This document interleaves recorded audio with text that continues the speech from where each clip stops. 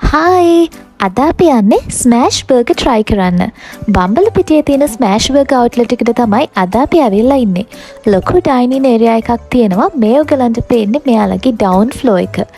මේ තියෙන්නේ second flow එක. හරිම කම්ෆර්ටබල් සීටින් වලින් අරේන්ජ් කරලා තියෙන ලස්සන ඩයිනින් ඒරියා එකක් තමයි තියෙන්නේ. ඒ වගේම තමයි ෆොටෝස් ගන්න ආස කට්ටියට ලස්සන ෆොටෝ ලොකේෂන් එකකුත් තියෙනවා. මෙනු එකේ ගොඩාක් දේවල් තියෙනවා ඔයාලට try කරන්න.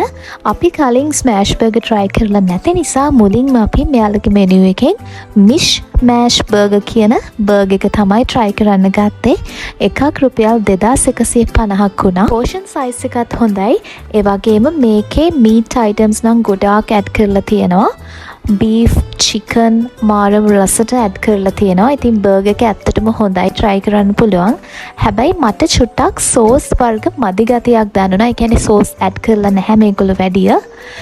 මේ බර්ගර් එකට තව සෝස් වර්ග එහෙම ඇඩ් කරලා තිබුණා නම් මේක තවත් මාරම රසට තියෙයි කියලා මට හිතෙනවා. මොකද ලොකුවටම දැනුනේ මීට් අයිටම්ස් වල රස විතර. ඔයාලත් ගිහින් try කරලා බලන්න. bye